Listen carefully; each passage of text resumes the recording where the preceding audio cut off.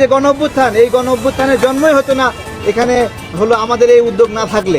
সকলে শুনেছেন, সবসময় সংগ্রাম করেছেন, এমনকি তিনি একাই মাইক হাতে সবসময় ভারতীয় পণ্য বর্জনের স্লোগান দিয়েছেন, পণ্য বর্জন করার আহ্বান জানিয়েছেন।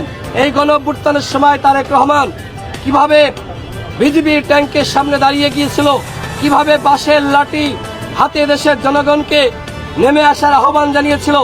এরপরে তাকে গ্রেপ্তার করা হয়, তাকে রিমান্ডে নির্যাতন করা হয়। আজকে তারেক রহমানের দলকে নিবন্ধন দেওয়া হয়নি। তারেক রহমান ভাই এখানে অনশন করছেন, তার সাথে সংহতি জানানোর জন্য আমার ব্যক্তিগত জায়গা থেকে তার প্রতি আমার যে শ্রদ্ধা, তার সংগ্রামের প্রতি আমার যে সমর্মিত ভালোবাসা, সেই জায়গা থেকে আমি সংহতি জানানোর জন্য এসেছি। এখন প্রধান নির্বাচন কমিশনের সাথে কথা বলবো। তিনি অসুস্থ হয়ে পড়ছেন, প্রায় 20 ঘন্টার অধিক সময় তিনি পাড়ি দিয়েছেন।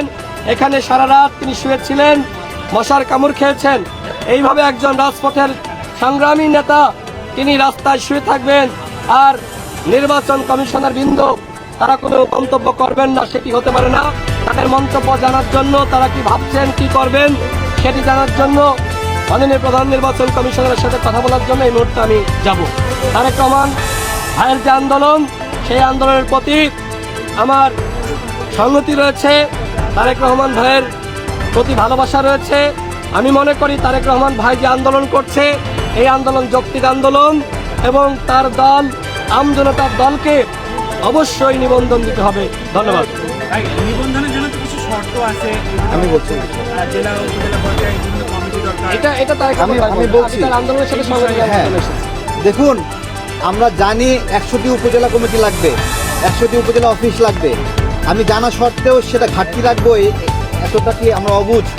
আমরা 108টি উপজেলা কমিটি করেছি, 108টি জায়গায় অফিস আমরা দেখিয়েছি। আমাদের 21টি জেলা কমিটি লাগবে, আমাদের জেলা কমিটি আছে 43টি। এবং আমরা এটা হঠাৎ করে এখানে রাজনীতি করতে আসিনি, যে শখ হয়েছে অনেকগুলো টাকা ব্যয় করলাম, রাজনীতিতে নেমে গেলাম, দল একটা পেয়ে গেলাম, এরকম না। আমরা দীর্ঘদিন থেকে এখানে এই লড়াই সংগ্রাম করছি। 18 সালে আমাদের যে কোটা সংস্কার আন্দোলন, সেই আন্দোলনে আমি এখানে উদ্যোগ নিয়েছিলাম। তারপরে আমার মনে হয়েছে রাশেদ ভাই, নুরুল হক, নূর ভাই, ফারুক ভাই, তাদের হাতে নেতৃত্ব গেলে ভালো হবে। তাদেরকে বলছে আপনারা এটা ভালো পারবেন আমার চেয়ে। তারা নেতৃত্ব নিয়েছে, বিজয় এনে দিয়েছে।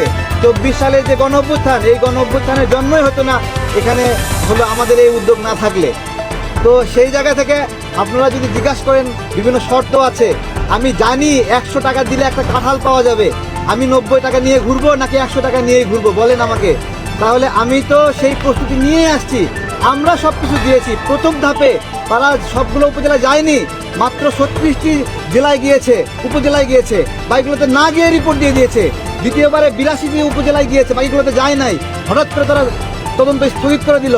তারপরে এরপরে বললো যে অধিক তদন্ত হবে, এবং সেখানে সচিবরা সকল উপজেলায় যায় নাই, তারা মাত্র 66টি উপজেলায় গেছে। তাহলে যদি 66টি উপজেলায় যায়, আমার মনে কোনো মানে হলো লুকাচুরি নাই। আমি বলছি সে 66টি উপজেলায় গেছে, বাকিগুলোতে যায় নাই। আমার আছে 108টি যে প্রস্তুতি রয়েছে আমার। কিন্তু তারা এখন বলছে পায় নাই, বিভিন্ন কিছু বলছে আপনারা কোর্টে যান। আমাদের স্পষ্ট কথা, এই কোর্টে গিয়ে অনেক দল নিবন্ধন পেয়েছে। তার মানে এই ইলেকশন কমিশন কিভাবে তদন্ত করে যে কোর্ট যেটাকে সঠিক মনে করে তারা সেটাকে ভুল মনে করে? তাহলে এতগুলো তারা ভুল করছে, না হলে তো 10টা-15টা দলের ক্ষেত্রে তারা ভুল করছে। তাই এতগুলো দলের ক্ষেত্রে তারা ভুল করছে, তারা এখন আইসা আমার পরীক্ষা নিচ্ছে। এই নির্বাচন কমিশনের লোক তারা কারা? খুব ফেরেস্তা, তাই না? 18 সালে অনেক সুন্দর নির্বাচন করেছে, একবারে ফেরেস্তারা আমাদের নির্বাচন উপহার দিয়েছে। হ্যাঁ, তারপরে 24 সালে খুব ভালো নির্বাচন দিয়েছে, 2 মেয়র নির্বাচন হয়েছে। এখানে তাপস সাহেব, আতিক সাহেবকে নির্বাচিত করেছে, অনেক সুন্দর নির্বাচন করেছে, তাই না? তারা এসে আমাদের পরীক্ষা নিচ্ছে, আমরা সেই পরীক্ষাও দিয়েছি। এখন বলতে হচ্ছে না। আমরা স্পষ্ট করে বলছি, অনেকের সমালোচনা করার কারণে অনেকে কষ্ট পেয়েছেন। ভাই, রাজনীতিতে সমালোচনা না থাকলে এটা মরুভূমি মনে হবে। এই সমালোচনার জন্য যদি আমাদেরকে আটকায়ে দেন, উপদেষ্টাদেরকে বলছি আপনাদের নির্বাচনে অংশগ্রহণ করেন, এটা আমরা চাই না, আমরা বলেছি। এই কারণে যদি আমরা নির্বাচনে যেতে পারবো না এরকম ব্যবস্থা করেন, তাহলে তো এটা আপনি তার চেয়ে বড় ফ্যাসিবাদ হয়ে গেলেন। এই মুহূর্তে আমরা গতকালকে আমাদের একটা নিউজ একা খুব ভালো বলেছেন। আপনারা কি চান যে আমার দল বল নিয়ে আমি ধাক্কাধাক্কি করব? আপনারা কি মনে করেন আমার দলে শুধুমাত্র একাই আমি এটা মনে করেন? আপনারা আমাকে কখনো দেখেননি? আমি একা বসছি, এটা আমার আন্দোলনের ধরন। আমি এইভাবে একাই অনশন করতে চাই, আমার সকল প্রতিনিধিকে আমি ব্যস্ত রাখতে চাই না। আমি অনশন করছি, আমার কথা যদি যৌক্তিক হয় মানতেই হবে। সেটা একা হয়, দুইজন হয়, তিনজন হয়, সেটা গুরুত্বপূর্ণ বিষয় নয়। তিনজন এখানে আসছিল আন্দোলন করার জন্য, তিনজন আবার চলে গেছে কেন? কেন চলে গেছে? আমি এখানে আসছি, এখানে অনশন করছি। অনশন করলে মানুষ পানি খায়, আমি গতকাল থেকে পানিও খাই নাই। আমি এখানে অবস্থান করছি। অসুস্থ, আমি তার সহযোদ্ধা হিসেবে প্রধান নির্বাচন কমিশনের সাথে কথা বলবো। আমরা বিষয়টি মানে এখানে গণ অভ্যুত্থানের সরকার, তারপরে যে নির্বাচন কমিশন, তাদের সাথে আমাদের তো শত্রুতা নাই। আমরা বিষয়টি আলোচনার মাধ্যমে কিভাবে সমাধান করা যায়, আমরা সেই বিষয়ে প্রধান নির্বাচন কমিশনের সাথে কথা বলবো। আমি আছি এখানে।